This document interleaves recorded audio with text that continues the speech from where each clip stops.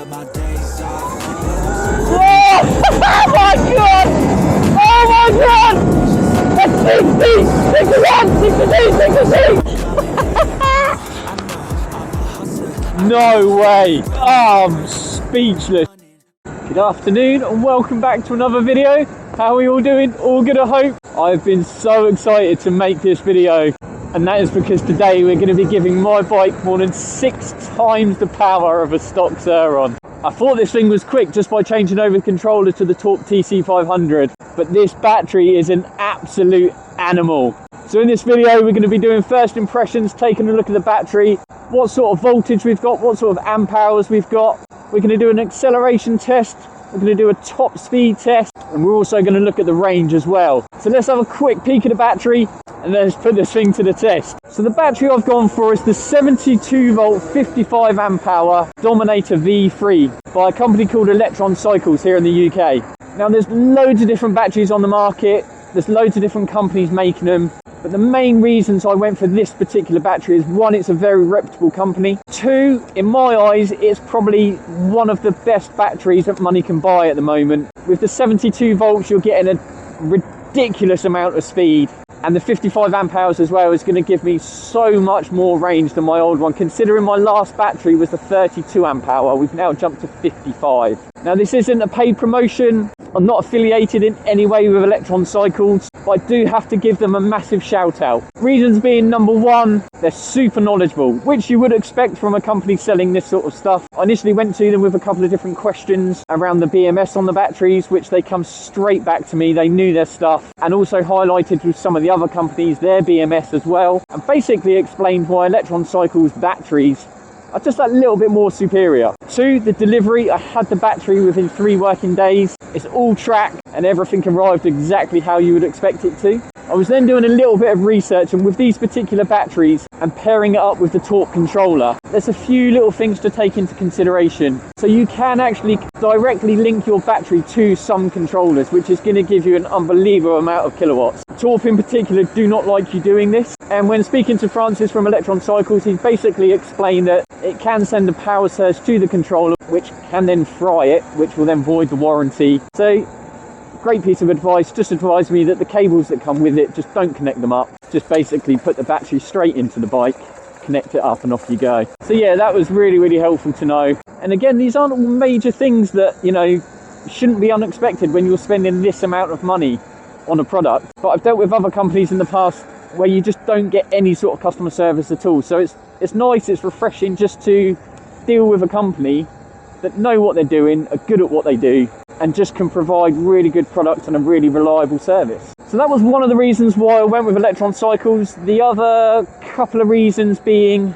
price. Again, I've done my research, I shopped around for this type of battery, and again, value for money, this particular battery seemed to be the best value for money. I didn't really know what I was going to get in terms of kilowatts pairing the battery with torque controller. I was expecting around maybe 15 kilowatts. I know some people that have connected them to other controllers and you're getting sort of high 20s. So I was really pleasantly surprised to pair the Dominator V3 to the torquey TC500. I can push a max of 18 kilowatts. So that's nearly 6 times more than the stock Surron power. And it is plenty. And apart from the ridiculous amount of power, it's going to be the range.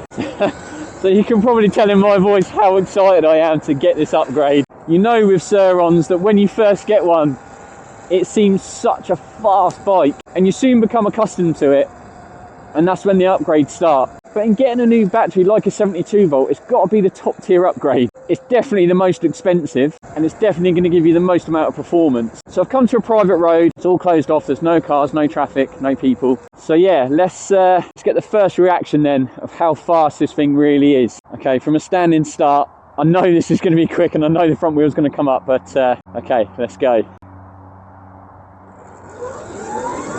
Yeah.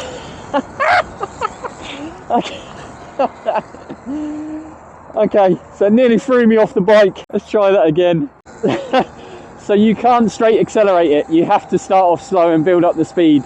For the front wheel, you just cannot keep down. Okay, I'm going to try and read the numbers out on the speedo once we start to climb. So I'm going to start off slow and let's accelerate. Oh my god! Oh my god! That's 60! 61! 62! 63! 66! I'm right! Shit! 66 miles an hour. And it was still, there was loads left in it. I had to brake this, I don't know if you can see, these huge puddles, which I was just about to basically aquaplane and flip me off the bike. 66 miles an hour, and there was still so much left in it. Okay, I think we're gonna need a longer road. 66 miles an hour though, easily.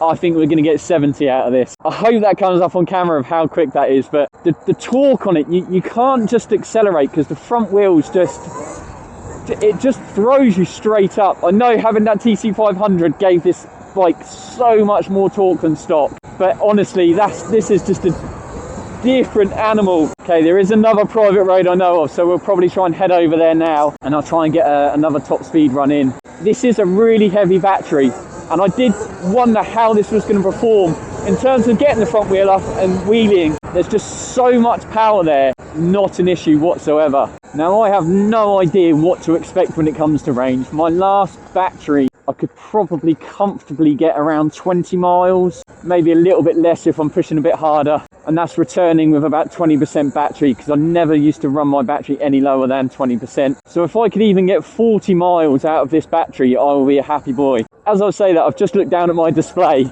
and already I'm on 7 miles and I'm on 92% battery. Now, I haven't been riding particularly hard at all. 7 miles in with 92% battery left is pretty impressive. Oh my god, it just absolutely ripped. Watch me as I take off. I'll be working until I have all of my days off. Then I'm surfing in California when I'm paid off. I'll be blurring my vision, sipping on that bass sauce. La da da, watch out, I'm coming, yeah. I know, I'm a hustler, I go. Got me running, got me gunning for thrones. I won't go back, no pass, so fast, I'm gone. Grow fast, big splash, all cash, like watch me as I take off. I'll be working until I have all of my days off. Then I'm surfing in California when I'm paid off. I'll be blurring my vision, sipping on that bass sauce. La da da, I'll be eating Kobe steak hot. La da da, got that fish sushi grade raw. La la la, I'm on vacation, I'ma stay off. La la la, now I'm taking all my days off. La da da, yeah. I'll be in the top spot, putting work in, cause I'ma be a boss, in a penthouse, jacuzzi, turn it hotter. So the last reason why I went for the Dominator V3 is to do with the quality of the actual battery itself. So the cells in the battery are actually made by Samsung, which, as far as I'm aware, in the limited sort of research I've done, I believe the Samsung cells are actually the best you can buy. I think they're over sort of like maybe £10 per cell. So you can see why these batteries are so expensive. So at least with that, you know the battery is going to last you. It is an expensive purchase, it is an expensive upgrade, and I only want to do this once. There's no way I want to be paying out for another battery in a couple of years' time. So it's like anything in life, you get exactly what you pay for. So I came to the next private road that I know about, and I didn't even think, it's literally just full of speed bumps, which isn't going to help us get a top speed on this. I mean, it would be interesting just to see how fast we can get between the speed bump. This is proper first world problems, but who would have thought it was so hard to find a private road that's long enough for me to get to the top speed on a Surron. But let's hit the last final road that I know about, and let's try and max this thing out and see what we can get up to. So we made it to the private road. There's no speed bumps, nice clear strip. So I'm sat at 20 mile an hour, top speed run, let's go. I'm hungry down to try and get as much, but that's 60, 63, 5, 6, 7, 68, 69, 68, no! 69 mile an hour. I just couldn't quite get the 70. So there we are, top speed of 69 mile an hour. I'm sure if I didn't have this backpack on and a tripod stuck in it, I reckon we could probably get this thing going faster. The other thing I need to do as well, I need to tweak around with the torque settings. At the moment, I'm not entirely sure what I've got the field weakening set to. And basically what the field weakening is going to do is, well, massively increase my top speed. So I reckon with a little bit of an adjustment on there, we could actually get this thing over 70 mile an hour, which is mind-blowing just from a battery. We'll do a little range check as well. So I'm currently on, let's say we're on 15.2 miles, and I've got 76% of my battery left, which, if all of this is correct, is ridiculous. I'm not entirely sure whether that trip is correct or not. What I'll probably do is go out on another ride and we'll maybe stick on Strava. At least that way we know we're going to get a proper accurate reading. But even so, the amount of riding I've done today, I know that route, I do it quite a lot, apart from the back and forth a couple of times more than I normally would. And right now I'd probably expect to get home with about 30% battery, and I've not even used 30% battery, so you know that's a really good sign. So there we are, my conclusion of the Dominator V3 battery from Electron Cycles. What an absolute beast that battery is. Completely transformed the bike. Ridiculous top end, unbelievable amount of torque. 0 to 60, I don't know what it is, but you can see from that footage, whatever speed you're traveling at, you just cannot keep that front wheel down. It's unbelievable. Like I said, we're going to do a range test in another video, but so far, blown away. That route, like I was saying, I'd have been going on my way home now. I could probably do that another 5 or 6 times over and still have enough battery. The whole ride, I've been riding at 18 kilowatts, so I've maxed it out. Obviously, I am going to have a little play around with the field weakening just to see if we can get that top end over 70 mile an hour. That's going to be my goal, to get this thing over 70 mile an hour. Yes, it is a lot of money, but is it worth it? 100%. It's just a Sur Ron on steroids now. It's unreal. I love the way the battery looks in the bike as well. I think it looks really smart. The other thing I wanted to mention is when you buy a battery like this from Electron Cycles, it also comes with the riser kit as well. It also comes with the 2 front mounts.